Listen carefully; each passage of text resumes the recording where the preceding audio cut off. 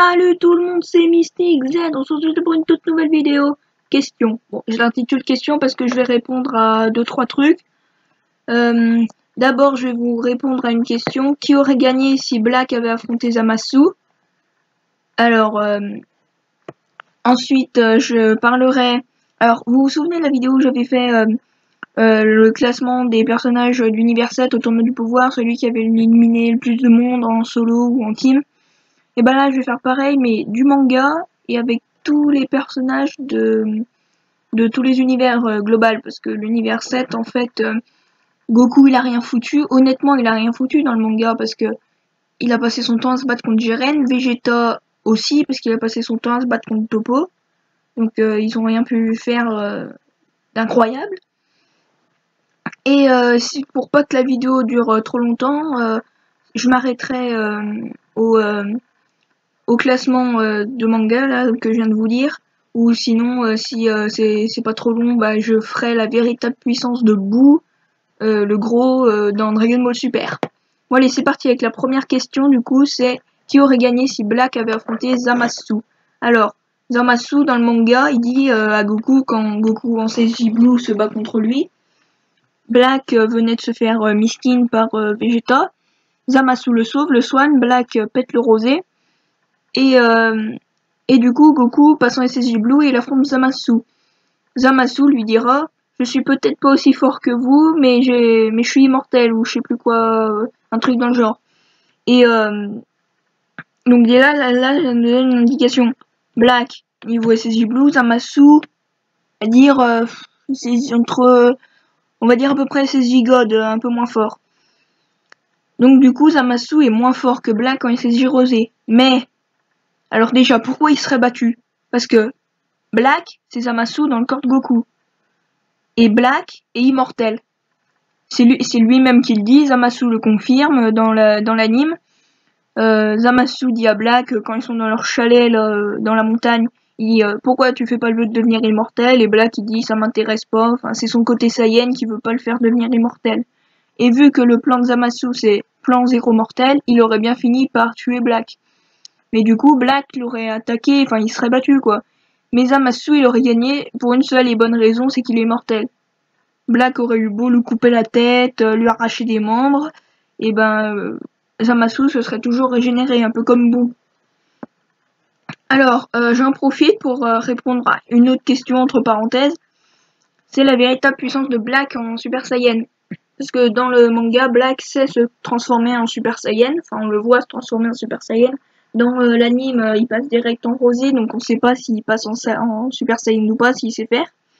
En tout cas, quand Black passera en SSJ2 face à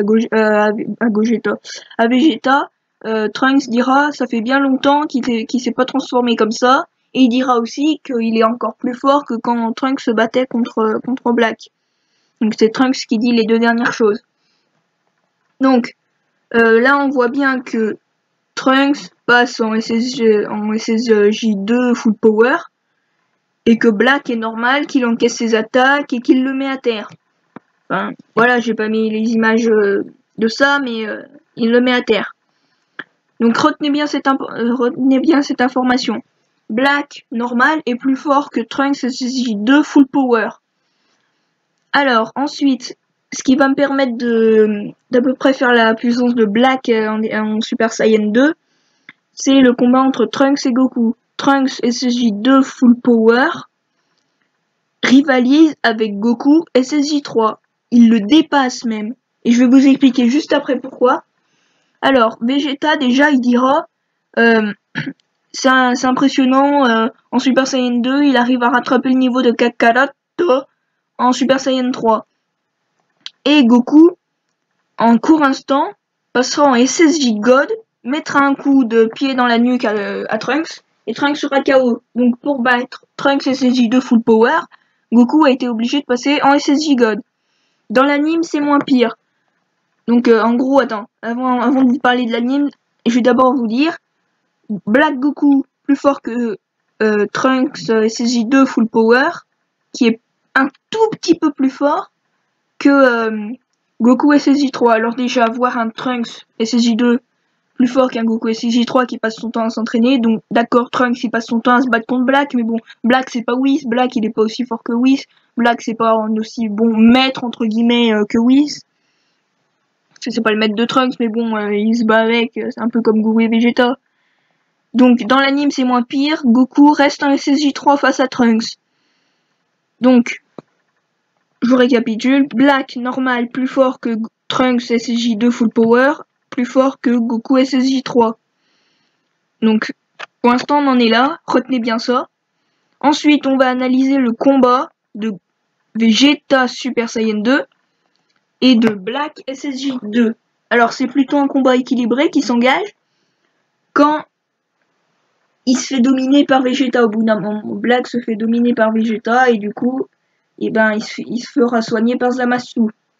Alors donc du coup, si quand Black est passé en SSJ2, Vegeta l'a battu alors que lui-même était en SSJ2. Donc Black en SSJ2, il n'a pas vraiment de puissance parce que dans les multiplicateurs de puissance dans Dragon Ball Super ne sont pas respectés. C'est-à-dire, le Super Saiyan 1 multiplie la puissance de base par 50, le 2 par 100 et le 3 par 400. Et là, ce n'est pas possible qu'un Vegeta SSJ2 soit plus fort qu'un Goku SSJ3. C'est impossible. Parce que Vegeta et Goku sont de même force dans toute transformation. Par là, je veux dire, SSJ1 ils sont pareils, SSJ2 ils sont pareils, SSJ God ils sont pareils, SSJ Blue ils sont pareils. Donc, Black, normal, plus fort qu'un Trunks SSJ2 full power, plus fort qu'un Goku SSJ3, et Black SSJ2, qui multiplie la puissance de Black normal par 200, par 100, désolé, juste 100. Et Vegeta domine Black en SSJ2, qui est plus fort que lui-même normal, du coup, qui est plus fort qu'un Trunks équivalent à Goku SSJ3. Donc en gros, on voit mal un Vegeta SSJ2 battre un Goku SSJ3. C'est impossible ça aussi. Surtout pour dire que ça serait encore pire si Trunks avait déjà eu sa transformation enragée, là, sa transformation personnelle avec les cheveux jaunes et l'aura bleue et jaune. Alors là, si Black le battait alors qu'il était comme ça de niveau SSJ Blue, c'était what the fuck. Donc voilà pour la question qui gagnerait entre Black et Zamasu et la puissance de Black et SSJ2. Donc on peut pas l'estimer parce que les multiplicateurs de puissance ne sont pas respectés. Donc je vais vite abréger avec la deuxième question. Qui a éliminé le plus de personnages dans le tournoi du pouvoir au manga? Alors le premier c'est Muten Doroshi-sama, Tortue Géniale, qui a éliminé un personnage Casséral. Alors dans le manga c'est beaucoup moins précis que dans l'anime, où déjà le manga et l'anime, tournoi du pouvoir, il y a que des différences. Le seul point commun, les seuls points communs c'est les points principaux, comme la puissance de Jiren, il y a bien Topo vs Vegeta, Goku Ultra Instinct, Goku maîtrise Ultra Instinct, ça c'est pareil. Mais alors que Goku, quand Roshi se bat contre Jiren, non. Quand Gohan éjecte Kefla en même temps que lui, non. Ça va pas. Donc j'y reviendrai après ça. Et je vais peut-être faire une vidéo pour vous parler des différences entre l'anime et le manga. Lequel est le meilleur. Bah, perso, je préfère l'anime. Parce que le tournoi du pouvoir manga, franchement, ça m'a dégoûté. Alors que le tournoi du pouvoir, c'est mon arc préféré. Donc alors, Muten Doroshi-sama a éliminé un personnage, Casséral. Donc peut-être qu'il en a éliminé plus. Parce que contrairement à l'anime, on voit chaque personne qui tombe. Même The Pichot l'a vu tomber. The Pichot, le mec. Alors je voulais juste revenir sur The Pichot 2 secondes. Je pensais pas en parler de lui plus de 30 secondes.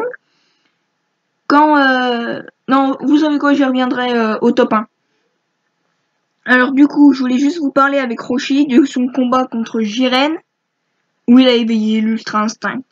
Il a éveillé des signes de l'Ultra Instinct. Roshi a éveillé des signes de l'Ultra Instinct.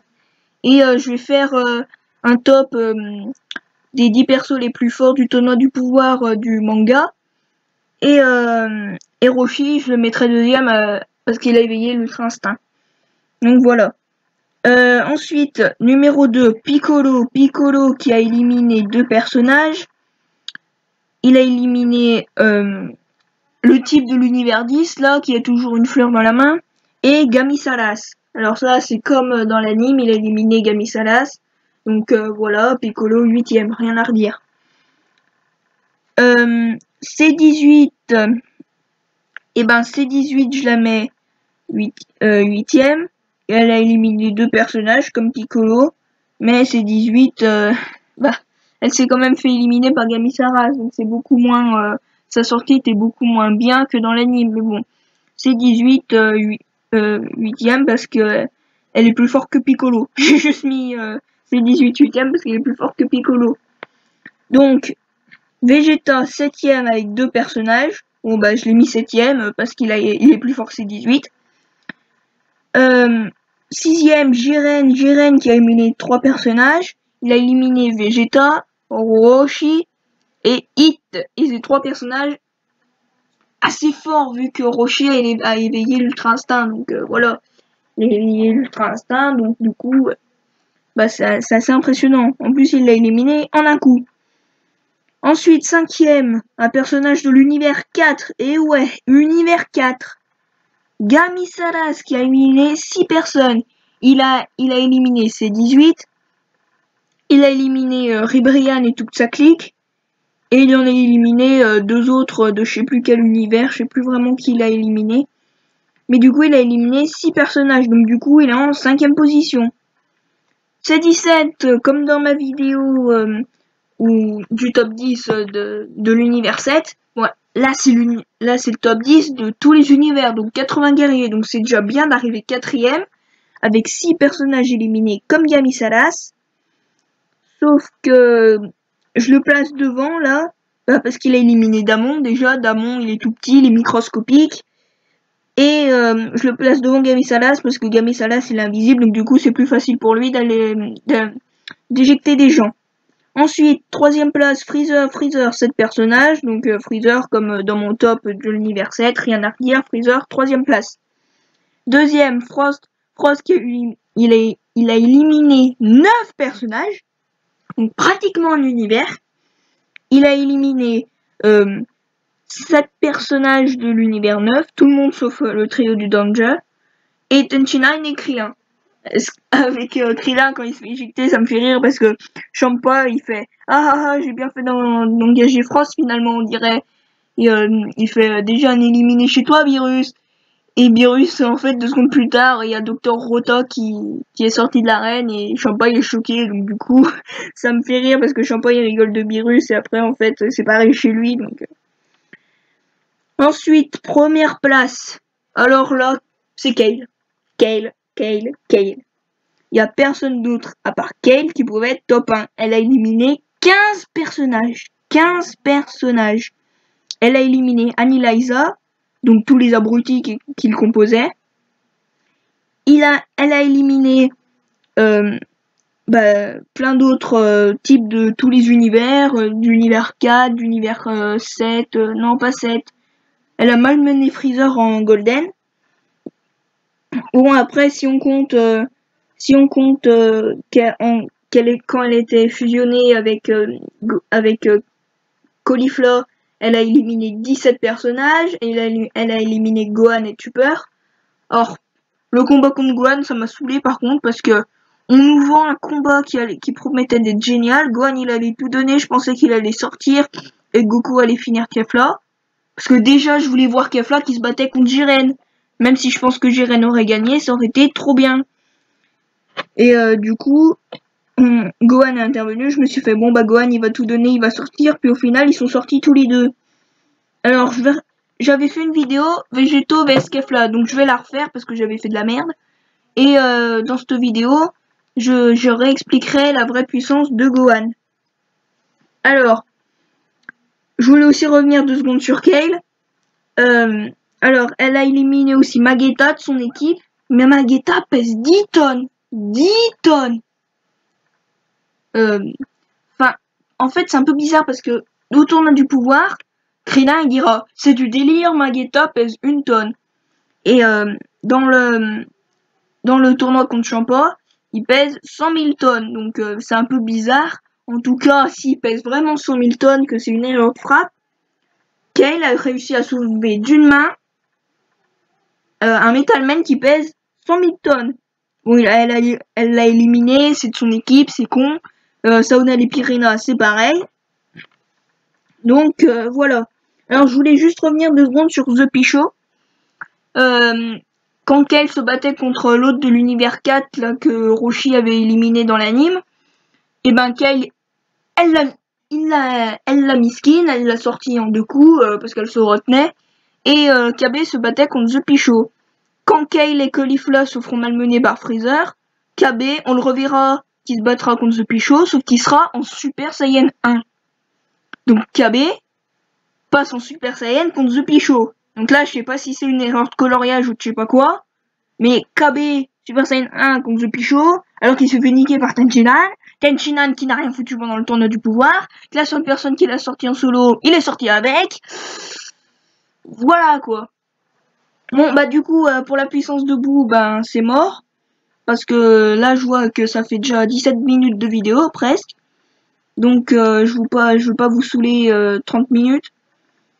Donc du coup voilà pour ceux qui ont éliminé le plus de personnages au tournoi du pouvoir manga, et la puissance de Black en SSJ2 qu'on peut pas juger, et qui aurait gagné si Zamasu serait battu avec Black. Bon, j'espère que cette vidéo vous aura plu, n'hésitez pas à la liker, à vous abonner, à vous rabonner, et je vous dis à la prochaine.